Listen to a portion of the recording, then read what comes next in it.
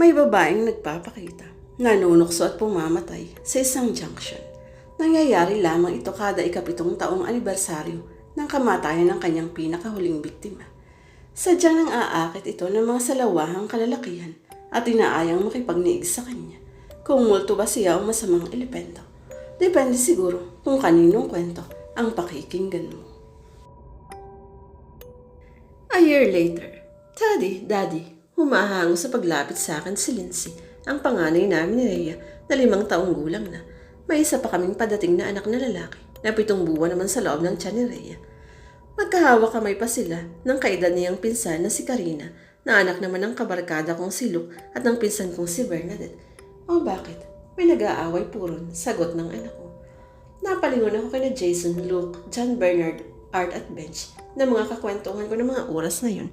Nasa bahay kami ngayon ni na Jonathan at ng asawa nitong si Abby. Birthday kasi ng kanilang 3. At bunsong anak na si Joaquin na nagdiriwang naman ang kanyang 3 taon ng kapanganakan. Sino? Si Jordana at saka si Jasper po, sagot ng anak ni Luke na si Karina. Si Jordana na isa sa kambal na anak ni John at si Jasper naman na anak na pangalan ni Jason. Teka, anong klaseng away bata ba yun? Sumugod kaming magkakatropa at nadata namin tila nanonood ng tupada ang mga anak-anakan namin. May mga sumisigaw ng Jordana, meron din namang sumisigaw ng Jasper. Nag-aaway pala talaga ang dalawa. Nasa malayo pa lamang ay natatanaw ko ng tila nagsasapakan na nga yata. Nanata namin gumugulong sa putikan ang dalawa.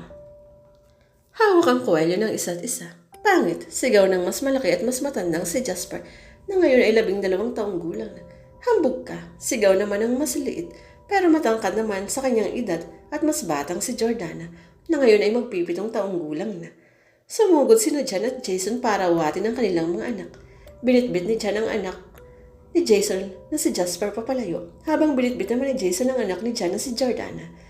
Natanaw ko rin humahangos na sina Helga, Abby ang asawa ni John, Mitch, Rhea at Maggie ang asawa ni Bernard, Laura ang asawa ni Art at si Bernard at sa garden na kinaroroonan namin. Ano ba talagang problema niyong dalawa at nagbabangayan na naman kayo? Palinar mo ni John kay Jasper at Jordana na kapwa pinatayo nilang dalawa ni Jason sa gina. Nakabilong lahat kami sa kanila. Eh yan po si Jasper na yan ang pasimuno eh. Nakunukan po kasi ng yabang. Mahakbog, mahangin. Akala mo kung sinong artistahin, eh mukha namang tikbalang. Nanggigilin na sigaw ni Jordana. Anong tikbalang? Sagot agad ni Jasper kay Jordana. Sa gwapo kong ito, tikbalang. Natawa ko dahil bagamat kamukha ito ni Jason, ay namana naman ito ang taas ng self-confidence sa kanyang inang si Helga. Ikaw nga ang pangit dyan eh. Yang buhok mo parang sa kabayo. Tapos ka bata-bata mo, 4 na ang mga mata mo. Lola, mukha kang ermitanyang lola.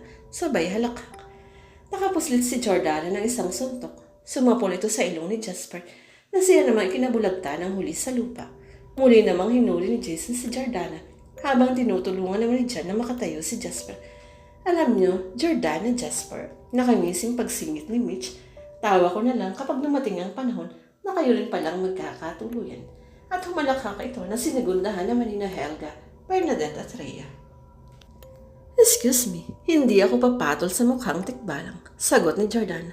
Abat, reaksyon ni Jasper na parang susugod naman. Napigilan naman ito ni John.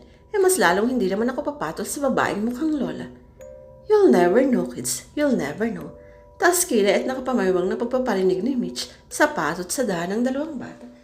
I know so, tita, sagot ni Jasper kay Mitch. Dahil kahit yung Georgiana yan ang kahuli-hulihang babae sa mundo, hindi ko yan papatulan. Oh boy, those phrases sounds familiar.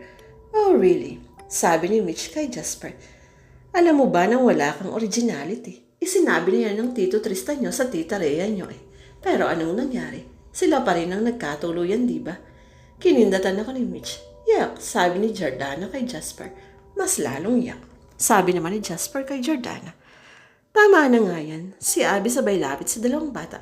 Pumunta na nga tayo sa banyo at nang makaligo kayo. Ano ba yan? Ang dudumin nyo.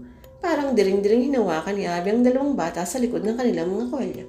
At kayo naman, sabi ni Helga kina John at Jason, magpalit na rin kayo. Nalanitan na kayo ng putik.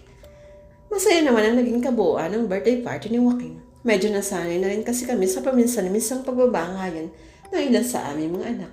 Pero hindi naman namin hinahayaang lumilipas ang okasyon nang hindi sila pinagbabating wala man lamang natutunan sa kanilang pag-aalitan. Masama ang namumula sa itsura ng tao. Pangangaral ni Art sa mga batang nakatunganga sa kanya. Nakabilog ang mga ito sa kanya sa hardin. Dahil hindi naman nasusukat sa panlabas na anyo ang kagandahan ng isang tao. Ikaw ba, Jordana? Bakit nagbalang ang tawag mo kay Jasper? Pagbaling niya kay Jordana, na nakaupo sa damuhan, katabi ang kakambal nito na si Joshua. Tinutokso po kasi niya akong pangit at lola eh. Ikaw naman, Jasper. Bakit mo naman siya tinatawag na pangit at lola? Yumuko si Jasper na tila nahiyang-hiya. Trip ko lang po kasi, kababata-bata niya, nakasalamin na. Sa tingin mo ba kasalanan ni Jordana na malabo ang mga mata niya?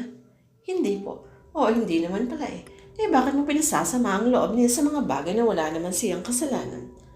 Mataraw namin na kayo kung pupungas-pungas si Jasper. Tila naiiyak ang itsura nito. Ikaw, Jordana. Pagbaling naman ni Art kay Jordana, nakakita ka na ba ng tikbalang? Hindi pa po. Hindi naman pala eh. So paano mo naman nasabi na mukhang tikbalang si Jasper? Hindi na umimik si Jordana. Yumuko na lang ito na parang naiiyak na rin. Ito ang leksyon natin ngayon mga anak, sabi ni Art sa lahat ng mga bata. Pag-iingatan ninyo ang inyong mapanghusgang mga mata. Dahil hindi lahat ng mukhang maganda ay tunay na maganda. At hindi rin naman lahat ng mukhang pangit ay pangit talaga. Dahil may mga tao at nilalang na mapagpanggap para lamang maangkin ang kahit ano nilang naisin. Maging sa banal na kasulatan ng Diyos ay nakasulat na si Satanas may mapagkunwaring anghel sa kaliwanagan. Dahil paano nga naman siya makapanunukso kung ang ipapakita niya ay ang kanyang kapangitan. Napanganga ang mga bata, pati na rin kaming matatanda. Hala, Jasper, Jordana, hali kayong dalawa sa harapan ko. Parang mga dagta sa bagal, pero sumunod na naman ang dalawa. Kapwa sila nakayuko sa harapan ni Art. Jasper, may sasabihin ka ba kay Jordana? Lungkot na lungkot itong sulyap kay Jordana. I'm sorry, Jordana. Oo, pagbaling naman ni Art kay Jordana. Ikaw, may sasabihin ka ba kay Jasper? Malungkot na sumulyap din si Jordana kay Jasper at I'm sorry rin, Jasper. Siya, magkamay na kayo, sabi ni Art sa dalawa. Nagkamay naman ang mga ito na naging hudyat upang magpalakpakan kaming lahat, hindi lamang ang mga bata, pero maging kaming matatanda ay may natutunan sa leksyon ni Art. Mag-iingat kayo sa kahit anong mapanuksong kaaya-aya sa inyong mga mata, dahil ang mga tunay na demonyo ay nagpapanggap na magaganda. Kaya't mag-iingat ka kung mapanukso ang magandang katabi nyo, dahil maaaring maranasan nyo